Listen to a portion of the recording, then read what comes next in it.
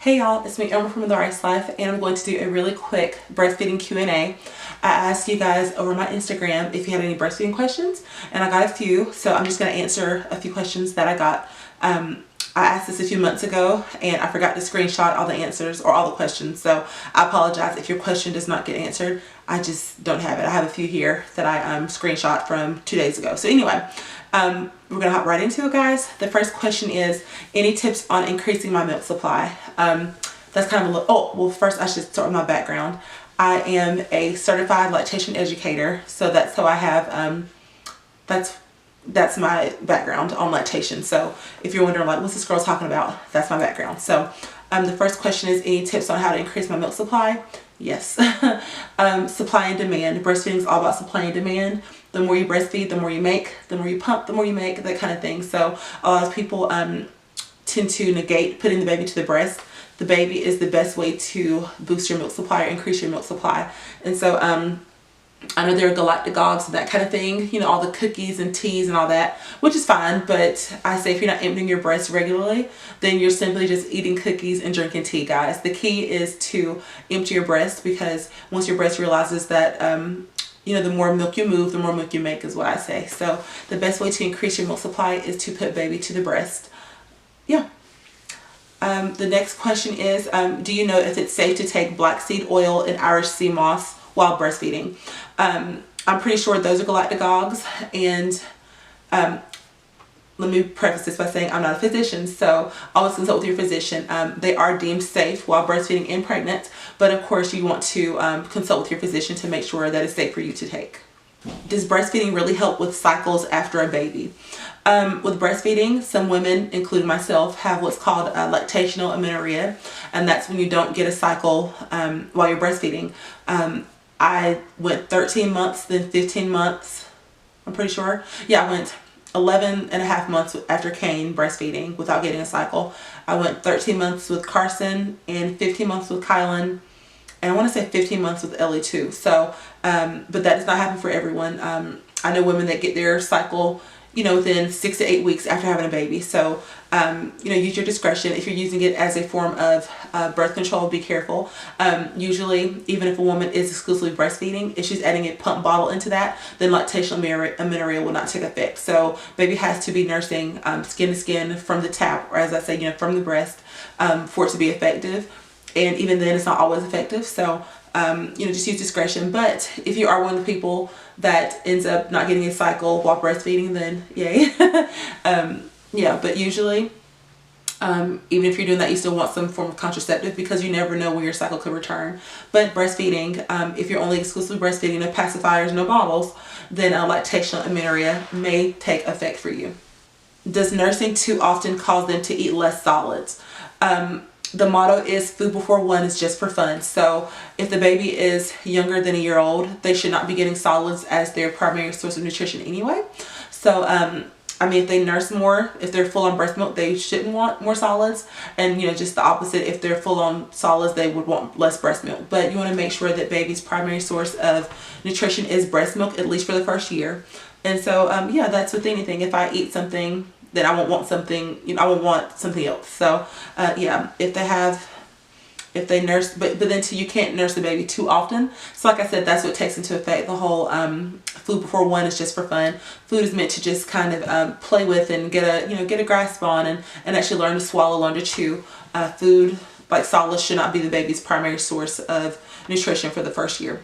How do you know when it's time to wean?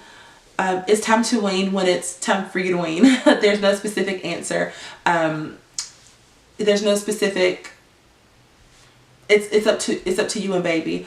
Kylan didn't wean until he was over 3, so he was still breastfeeding until he was over 3, and we just made the decision together to discontinue nursing him. But there's no set time frame. Whatever you're comfortable with.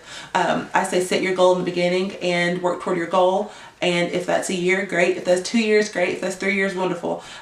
It's just, you know, it's leave it up to your discretion.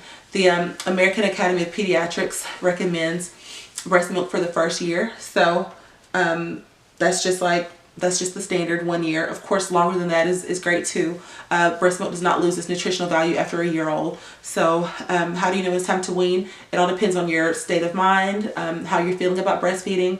Are you tired of breastfeeding? Are you still loving it? There's so many different factors. So just do what's best for you. Okay, the next one is, how did you stop breastfeeding? How did you deal with engorgement, if any?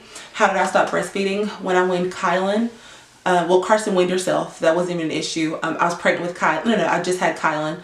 And he was about 3 months old when she weaned herself. She just latched on and she said, ew, yucky, all done. And she didn't want to breastfeed anymore. With Kylan, he was a little over 3. And I ended up just sitting him down and saying, hey, Kylan, you're a big boy. You know, do you mind if we stop nursing? And he just simply said, okay. He tried to nurse like 1 or 2 more times since then, but he didn't. I mean, he pretty much did a cold turkey. He was a little older. For a younger baby, I definitely don't say cold turkey, just because number 1 is traumatizing, and number 2, you don't want to be severely engorged. So I always say, you know, cut back on feedings. If baby's nursing 8 to 12 times in a day, then you want to start backing down on those feedings. And it may seem easier to do that at night, or it may seem easier to do that when you have help. So let's just say, if I want to wean Ellie right now, then I would cut down on a night feeding. You know, start out cutting a night feeding, and maybe see if John could take her during that feeding, or distract her. I'm really big on distraction. I'm really big on don't offer, don't refuse. So that's like a more natural way of weaning. But I definitely say don't do cold turkey, because you will be engorged. So just start off by slowly decreasing your feedings throughout the day or night, and you'll probably realize soon that baby's not nursing as often. I really don't have tips for abrupt weaning, but the more gentle approach is to cut back on feedings. Okay, the next one is, do I have to nurse on both breasts with one baby? It kind of depends. For me, I have an oversupply, so baby gets what they need in one feeding from my left side or my right side. That's just how my body works. Some women realize that if they feed baby from one breast and baby still seems hungry, then they switch baby to the other breast during the feeding. It's completely up to you and completely up to what your baby requires.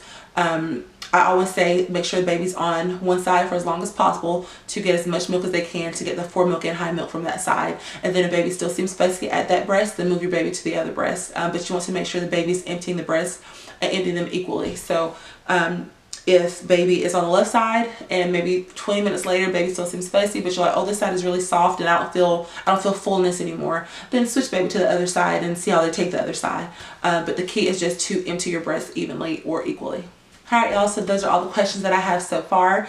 If people have asked questions since I've done this video, I apologize. I kind of like threw it up on my Instagram and was like, hey, ask me a breastfeeding question. So those are the ones that I've gotten so far. If I didn't elaborate on it, then I can do a part 2 or part 3, but this is just like the introduction, I suppose. So if you have any breastfeeding questions, leave them on my Instagram or leave them on the community tab. You'll see the thumbnail for this video on the community tab, and you'll be able to leave your questions there. Always DM me if you have any personal questions that you think I may be able to help you with. And yeah, so this is Vlogmas day, let me see, 15. And we'll see y'all in our next video. Bye y'all.